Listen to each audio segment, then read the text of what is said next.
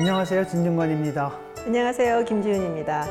예, 그림을 통해서 우리가 시대를 읽고 있지 않습니까? 네. 그림에 굉장히 많은 사람들이 등장해요. 가끔가다 그런 생각을 해봐요.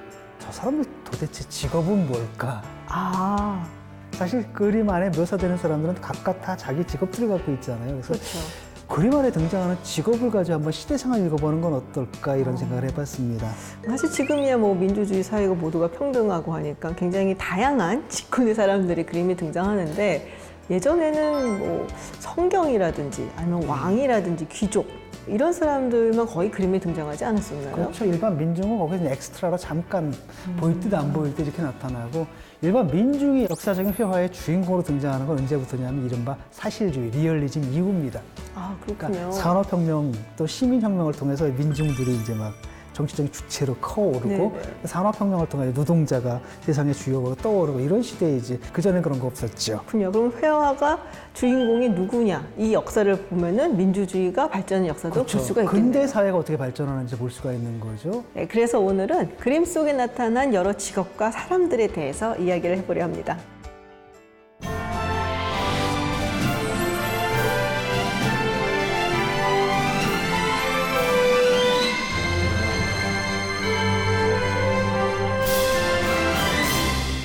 사실 그 일반 사람들이 그림에 등장하는 예는 흔치가 않았습니다. 왜냐하면 우리 전통적인 회화 그러면 이스토리아라는 게 있어요.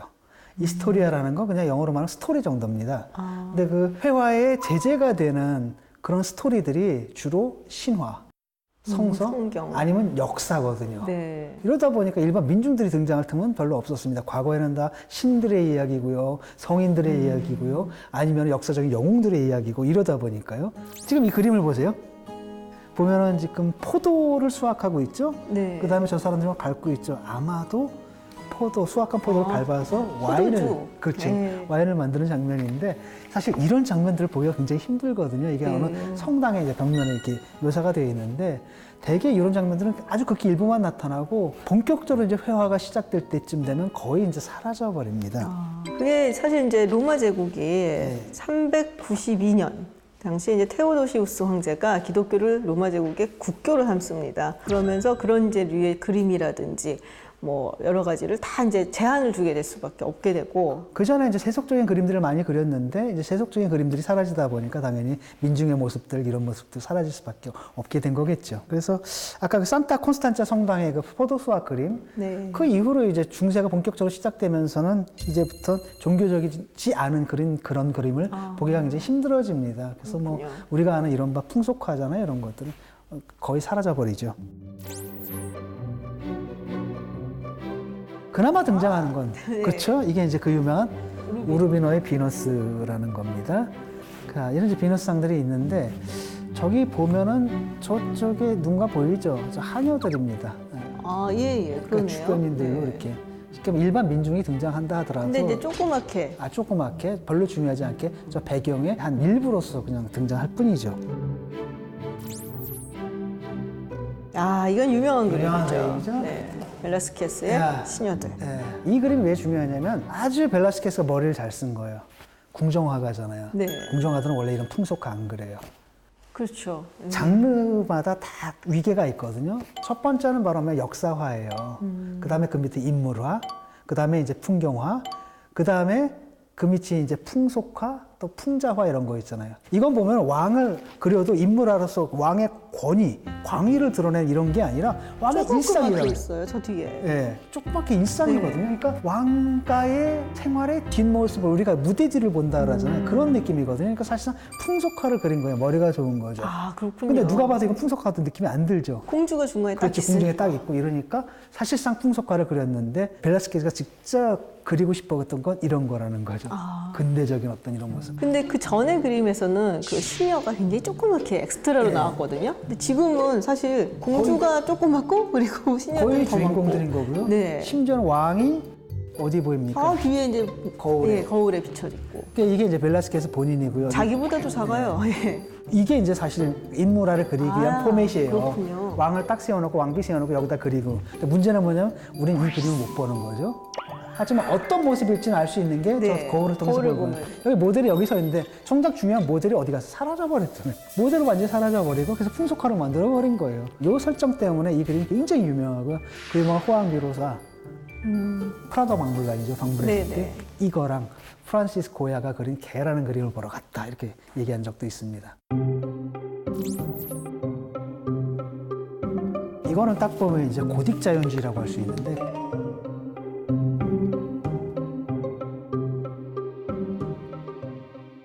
고딕 자연주의는 이제 후기 고딕은 네. 겹쳐 있어요. 그래서 어디까지 고딕이고 어디까지 르네상스고 어디가 고딕 말이고 어디가 르네상스 초기인가 이거는 별 구별하는 게 의미가 없을 정도입니다. 이 건물들 보게 되면 이제 고딕 건축물이 이렇게 보이고요. 그 안에 이제 성모 마리아하고 예수상이 있겠고 아마도 여기 이제 이 보이는 사람이 바로 그 부르고뉴 공국의 재상입니다. 아마도 부르고뉴 공국이 상업을 통해 아주 막대한 재산을 굉장히 잘 살았다고 모았고 그래요. 그다음에 네. 번창하는 도시가 됐잖아요. 그 도시의 재무장관이잖아요. 그 재무장관이 자기 재산을 이용을 해가지고 이런 그림을 그린 거겠죠. 예. 여기 보면은 한마디로 성공한 상업 자본가의 모습들 이런 것도 이제 역사적으로 처음 나타났다고 할 수가 있습니다. 자, 이게 보면은 잘 보세요. 여러분 얼굴 한번 비교해 보세요. 성모 마리아 얼굴하고 이분하고 리얼리즘의 정도가 다르죠. 성모 마리아는 그냥 일반적으로 그냥 그린 거잖아요. 네. 상상해서 그렸기 때문에 중세풍인데 이 얼굴은 어때요, 그냥? 옆집 아저씨 같지 않아요? 굉장히 리얼하게 그렸죠? 네. 이건 바로 뭐냐면 굉장히 근대적인 거예요. 옛날에 그림은 되게 저렇게 그렸어요. 개별성이 안 나타나죠. 그렇죠. 여기는 개별성이 나타나죠. 그러니까 그만큼 이제 개인의 중요성이 이제 부각된 거죠. 옛날에는 왕을 그려도 왕이 진짜 초상이라기보다 그냥 제왕의 본질적 특성을 저 드러내는 왕스럽게. 왕스럽게 이런 거였는데 여기는 굉장히 개성이 그대로 드러났다고 할 수가 있습니다.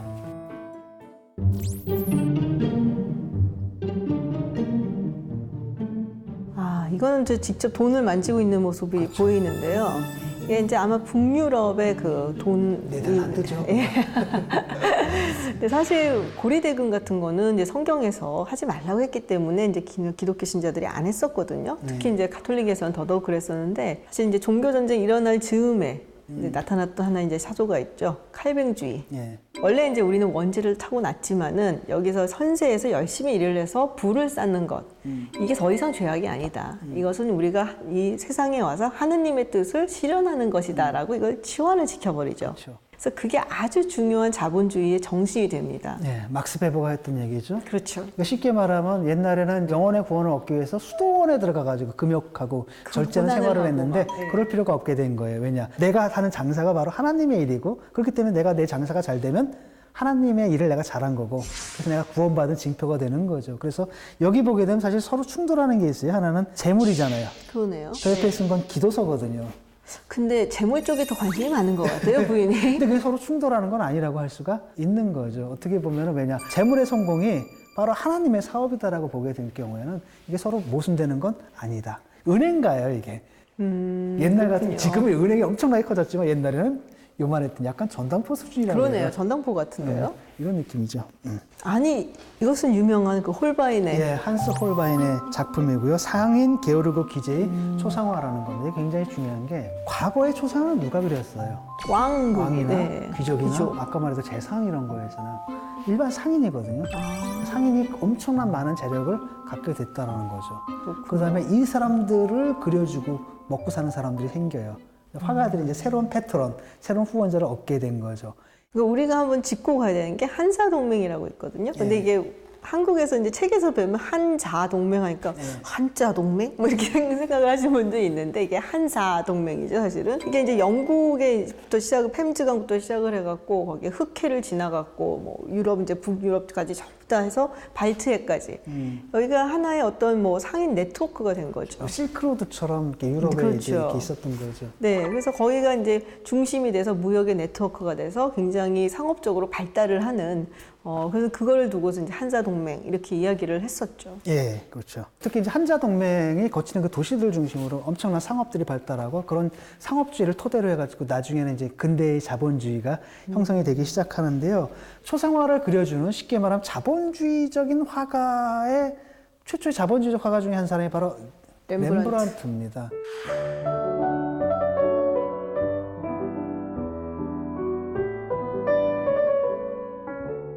그 전까지만 해도 화가들도 이렇게 패턴 밑에 종속돼 있었는데 네. 자기 사업이에요. 주문자가 원하는 대로 그림을 그려주는 사람이 있고 어떤 사람은 자기가 원하는 대로 그려가지고 살래 말래 이런 사람이 있어요. 아, 예, 자본주의는 항상 뭡니까? 생산을 하면은 소비자는 선택만 하잖아요. 그렇죠.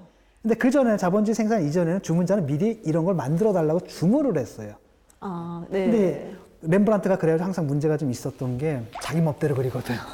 그러니까 이제 돈 낸 사람들이 짜증을 좀 낼 때가 있습니다. 예. 그래서 이거 보면 이제 자화상이고요. 그런 어떤 사업가로서의 예술가의 그 자부심 같은 게 아주 듬뿍 묻어 있는. 이 옷 굉장히 화려하게 입었죠. 그러네요. 나 잘 살아 이런 겁니다. 래퍼 도끼 같아요. 이렇게 도끼가 나 잘 살아 이런 거.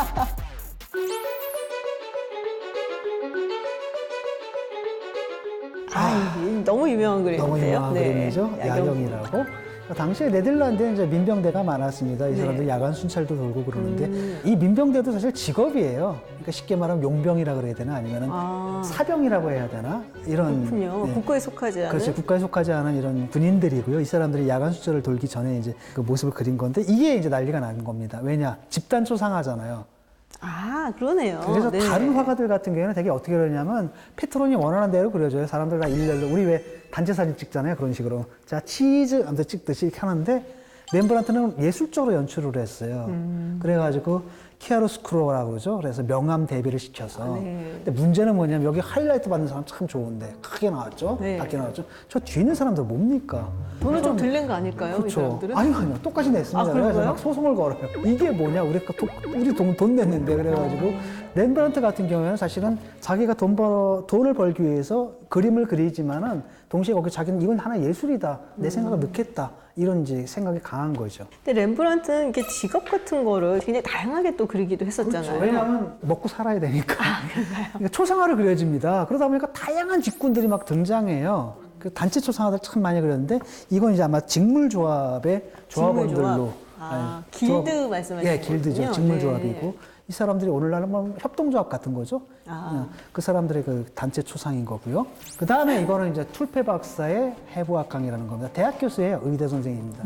그래가지고 사람들 이제 학생들이에요. 학생 지금 나이가 많이 들어 보였는데. 그러게요. 이렇게 해가지고 힘줄을 이렇게 들어 올리고 있죠. 그래서 이때만 해도 또 그 해부학이 또 열풍이었거든요. 아, 그래서 그런가요? 당시에는 뭡니까 남녀들이 지금 손잡고 오늘날은 데이트 갈 때 이제 영화관에 가잖아요. 네. 당시에는 남녀가 손잡고 자기야 우리 해부학 강의 보러 가자. 그래서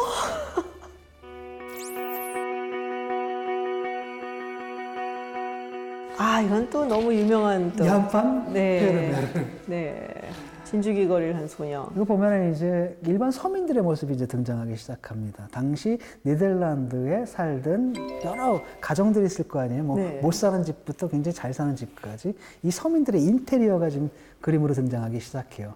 그러니까 역사상 최초로 서민들이 이제 뭐랄까 회화의 주인공으로 등장한 거죠. 근데 약간 보면은 그 모나리자가 생각이 나요. 그렇죠. 네. 그 모나리자와 같은 기념비적인 인물이라고 했는데 모나리자만 해도 귀족이었잖아요. 그렇죠. 라지오 네. 곤다가. 근데 무슨 일반 서민이고요. 이름 없는 그냥 무명의 소녀입니다. 그 밖에도 이 사람 누구냐면 지리학자예요. 지리학자. 아, 컴파스 들고 있는 거 그래서 같은데요? 컴파스를 들고 네. 측량을 하고 있는 거고요. 그런가 하면은 천문학자도 등장하고요. 당시는 이제 자연과학의 시대니까요. 지리상의 발견의 시대이자 동시에 자연과학의 시대고. 자, 이걸 한번 봅시다. 여기 보면 이제 여주인이죠. 그 다음에 하녀인데 하녀가 주인공 같아요. 하녀가 주인공 같죠? 지금 여주인은 네. 뭐예요? 얼굴이 보여요? 안 보여요? 안 보여요, 얼굴. 옆모습만 보이고 옆모습도 보일까 말까 하죠. 거의 4분의 3이 네. 넘어가 버렸어요. 여기서도 고개 숙이고 있죠. 여기서도 고개 숙이고 있고 근데 정면에 보이는 건 하녀고요. 네. 저쪽은 아예 그냥 하녀가 하녀만. 주인공이 됐죠. 이런 식으로 전통적인 관념이 이제 무너진 거고요. 서민들의 중요성이라는 게 그림을 통해서도 확인이 되는 거죠.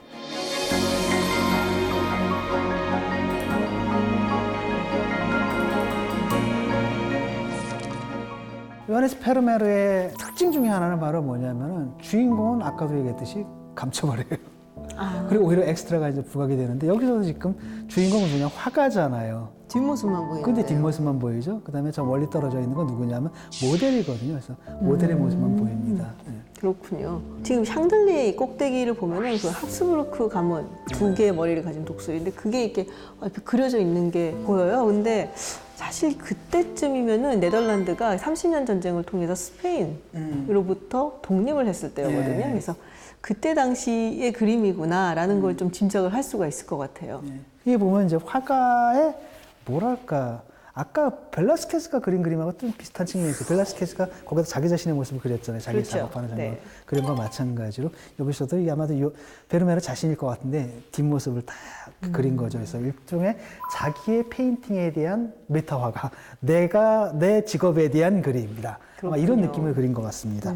좀 전에 봤으면 이제 벨라스케스가 그린 그림도 그렇고 좀 전에 봤던 베르메르가 그린 그림도 그렇고 화가가 자기 작업하는 장면을 그렸지 않습니까? 또 그 전통이 있습니다. 직업으로서의 화가의 모습을 그린 그림의 전통들이 있죠. 아주 아득한 고대까지 가면은 아펠레스라고 있어요. 굉장히 유명한 그리스의 화가고 그 알렉산더 대왕의 궁정화가였습니다. 그때부터 궁정화가 궁정화가 있었어요? 이미 그때도 있었습니다.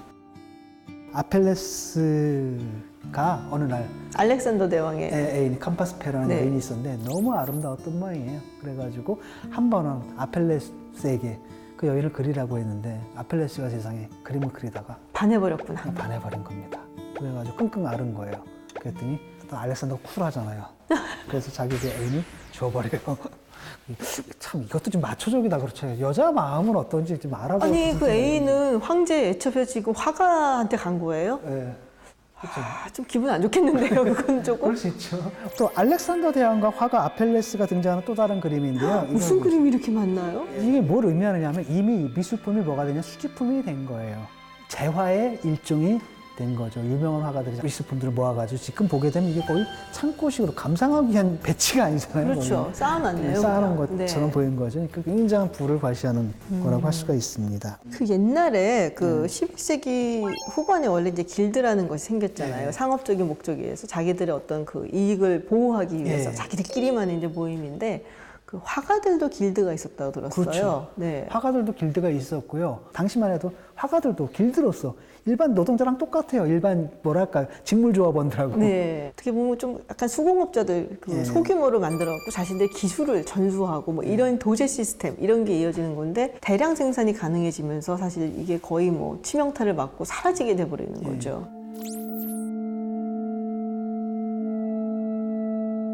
이 그림은 성 모자를 그리는 성 루가라는 그림이거든요. 상상입니다. 성 루가는 뭔가요? 누가복음 할 때 누가. 아, 누가가 성모 마리아를 그렸다는 전설이 있는데 성경에 나오는 얘기는 아닙니다.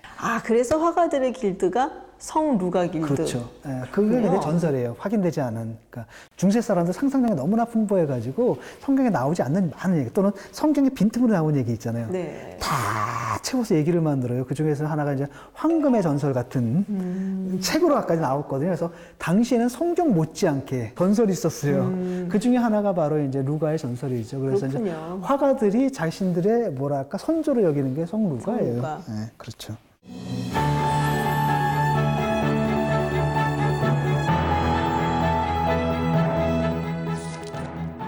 뭐 직업이라고 할 수는 없는데 이건 타짜들인데요. 타짜? 타짜도. 네. 도박하는 사람들. 예. 이건 이제 직업인지 아닌지 모르겠는데 일단은 이제 놀이하는 문화죠. 이제 카드 놀이하는 사람들이고 회화에서 굉장히 자주 등장합니다. 세잔도 이제 그 중에 하나 이제 그렸던 걸로 기억을 하는데 물론 이 중에는 이제 누가 있을까요? 아마도 타짜가 있지 않았을까 이런 상상을 해봅니다. 여기 좀 수상합니다, 이 사람. 네. 그렇죠.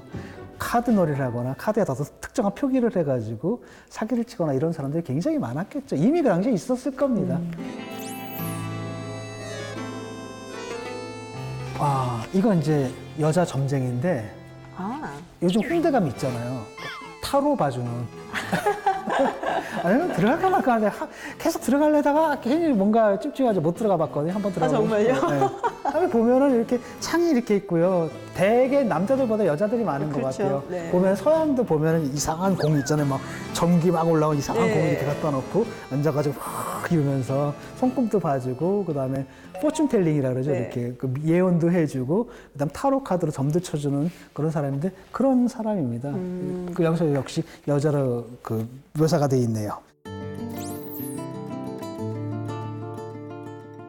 이건 뭐 드가의 이제 그 무용수들을 그렇죠. 네. 인상주의 화가 본인은 인상주의자라고 생각을 안 했지만 흔히 우리가 인상주의를 강제로 묶어버리는 에드가 드가라는 사람의 무희들입니다. 근데 에드가 드가의 그림 중에 아주 독특한 점은 바로 뭐냐면은 전통적인 화가의 시점이 아니에요. 다 뒤에서 봤거나 옆에서 보거나 다 삐딱하게 봤죠.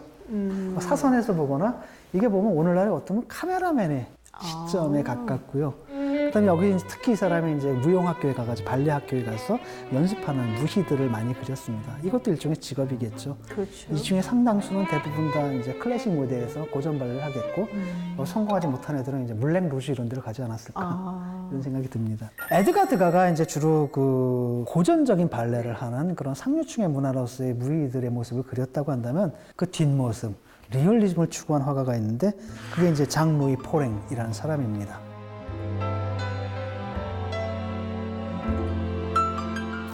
글쎄 드가의 무희들만큼 굉장히 클래식해 보이진 않네요. 아까 제가 그렇게 말씀드렸잖아요.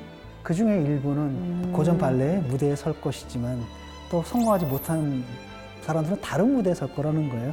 이렇게 서커스에 가거나 아니면 물랭 루즈에 가거나 저기 뒤에 보면 이제 무대 뒤에서 찬미자가 있는데 말이 찬미자지 저 사람이 뭐 찬미를 어떻게 했습니까? 주로 이제 돈으로 찬미를 했겠죠. 그렇겠죠. 이게 이제 또 그 뒷모습인 것 같아요. 네.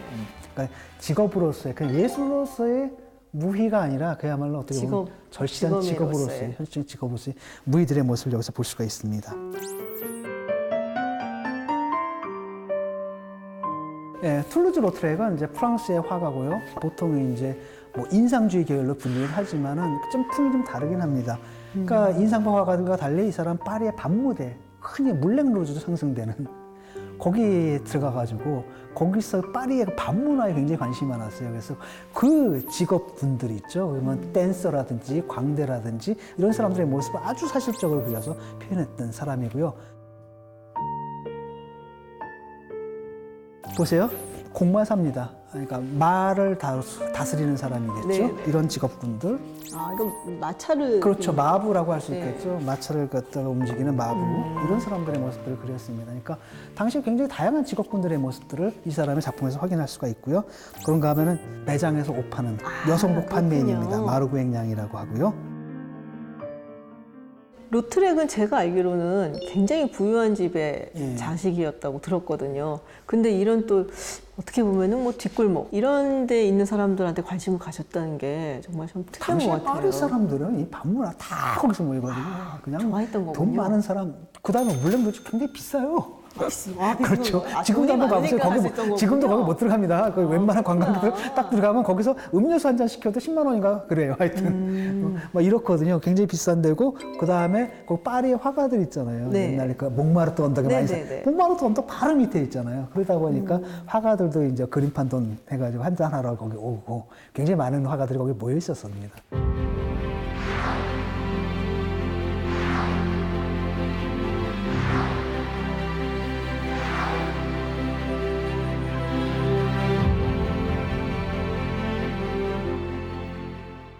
우리가 이제 그림을 통해 가지고 여러 가지 직업을 봤는데요. 과거와 지금이 좀 달라진 측면이 있다면은 과거에는 직업이 세습됐잖아요. 네. 그다음에 때로는 그 직업의 한계를 넘을 수가 없었습니다. 없었죠. 하지만 민주주의 사회에서는 누구나 자기가 네. 원하는 직업을 가질 수가 있는 거고요. 또 다른 한편으로는 민주주의 사회에서는 주권이 어디서 나옵니까? 국민 국민한테서 개개인에서 나오죠. 나온단 말이죠. 한 사람 한 사람 다 중요하기 때문에 그림에서도 과거에는 유력자들만 회화의 주인공으로 등장할 수 있었다면 민주주의 이후에는 이제 일반 서민들까지도 그림의 주인공이 될 수 있고 그러다 보니까 회화 속에 아주 다양한 직업군들이 나타나게 됐던 거라고 할 수 있죠. 그래서 오늘 굉장히 많은 직업들을 이제 그림을 통해서 살펴봤는데요. 교수님은 현재 직업에 만족하세요? 대략 만족한 썩은 아니고요. 아 정말요? 사실은 저 후회를 할 때가 있는데 네. 원래는 이제 학교에서 지금 그때 재임용이 안 돼가지고 필리핀을 떠나버렸어요. 필리핀을 가가지고 거기서 뭐가 되냐면 원래 택시 비행사가 되려고 그랬거든요. 그래서 항공학교를 다녀서 이제 비행기 조종을 배웠잖아요. 네. 그러다가 여기서 대학에서 일자리가 났다고 불러가지고 들어왔는데 가끔은 그런 생각을 해요. 그때 내가 안 들어오고 그냥 거기서 그냥 계속 있었으면은 지금쯤 이제 비행기 몰고 다니면서 신혼여행객들 이 섬에서 저 섬으로 날라주는 그런 일을 하고 있을 텐데 그게 더 행복하지 않았을까 이런 생각을 좀 해요. 저는 사실은 교수님 직업을 되게 선망했었어요. 예. 그림을 좋아해서 그림을 그리는 재주는 별로 없고 대신 이제 그림을 공부를 해보고 싶다라는 생각을 했었거든요. 예. 아, 지금이라도 한번 해볼까? 공부할 수 있습니다. 원래 아마추어들이 더 무서워요. 아, 그런 건가요? 특히 이제 오타쿠들 있잖아요. 제가 뭐 글을 쓰잖아요. 제가 어떤 실수를 하게 되면 지적하는 게 대학 교수님들이 아니에요. 오타쿠들이죠. 아, 그러면 이제 오타쿠가 되는 걸로 예. 저는 앞으로는 모두가 좀 오타쿠가 됐으면 좋겠어요. 저는 오타쿠야말로 모든 문화의 기초다, 기본이다 이렇게 봅니다. 그래서 자기 직업을 갖고 있고 자기 직업에서 또 만족하지 못하는 부분들이 있잖아요. 그런 삶을 취미로 할 수 있다고 생각을 하고 그 취미를 뭐랄까 오타쿠 수준으로 끌어올리는 것. 이게 정말 우리나라가 문화 강국이 될 수 있는 길이 아닌가 이런 생각을 해봅니다.